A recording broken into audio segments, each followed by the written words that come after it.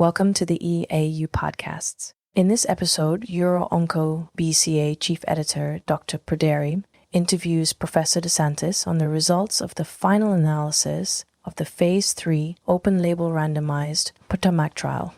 Good morning, everyone. It's a pleasure for me to be today at ESMO 2025 in Berlin. I have the honor to be with Professor Santis, who just presented today a very important and awaited trial on NMIBC, which is the POTOMAC trial. So thank you very much for being with us today.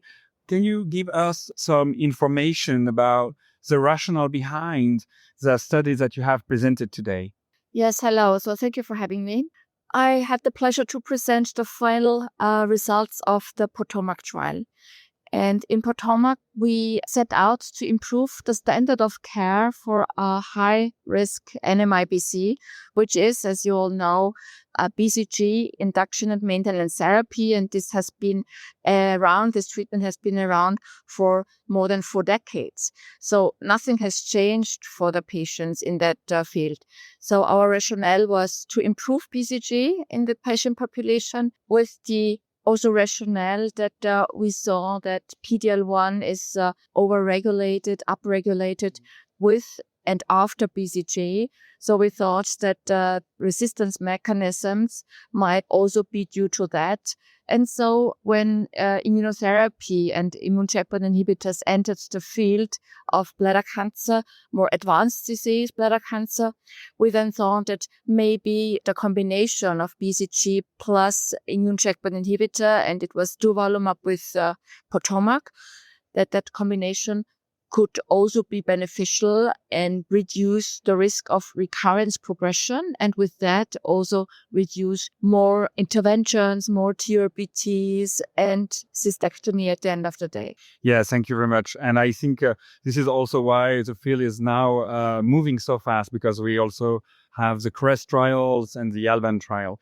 But regarding POTOMAC, what can you explain as the design of the study and the patients that were included inside? So POTOMAC is a global randomized phase 3 open-label trial. We included 1,018 patients. They were randomized 1:1 to 1 year of Durvalumab plus BCG induction and maintenance, or 1 year of Durvalumab to BCG induction only, or BCG plus BCG induction plus maintenance therapy as the control arm. We included patients with BCG-naïve, high-risk NMIBC, and high-risk was defined by T1, high-grade or grade 3, or TA, high-grade grade 3, carcinoma in situ, or multiple and recurrent and large tumors of 3 centimeters or more.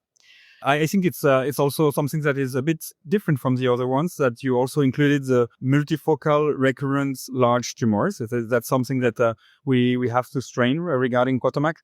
Regarding the endpoints of POTOMAC, can you explain how they were defined? So our endpoint was disease-free survival, defined by high-risk recurrence or progression to muscle-invasive bladder cancer or metastatic bladder cancer. Yeah, so that's one of the main points. That is exactly the same kind of endpoint than in CREST, a bit different from the ALBAN trial. Regarding the results that you have presented today, we were already waiting for seeing the results because we knew that they were positive. Can you explain these results?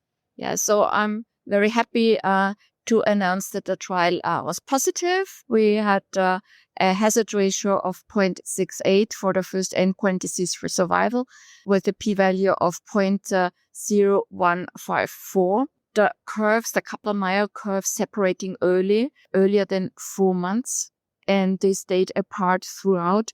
We had a median follow-up of 60.7 months, and this is actually the longest in this area. And regarding the safety profile of Durvalumab, this is one of the debated questions about systemic therapy at that setting. How was the toxicity?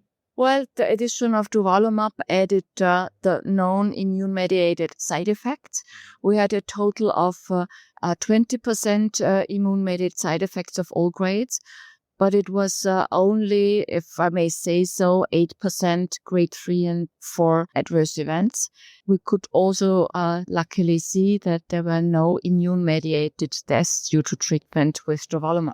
And have you been able to find out if there are specific selection of patients in the trial that benefit the most for the intensification, the combination of systemic therapy plus BCG? Well, this is a tricky question because the trial was not powered for the subgroups. With that, we should be very cautious to draw conclusions.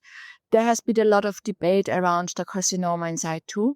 However, the population with carcinoma in situ was low. We only had 9% of patients with CIS only. With that, the confidence interval was very broad and overlapping with the confidence interval for DFS in the ITT population. Yeah, so indeed, for CIS, we don't have enough patients, but for CIS, there were no differences. Thank you very much for all this data. I think we were all very happy to see that there are new options that are coming on in the field. How do you see the landscape of NMIBC with your eyes as an oncologist and understanding how it works?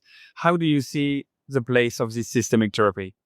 Well, this is a good question. First of all, however, I'm a uro-oncologist. So oncologist being very specified in that field of uro-oncology.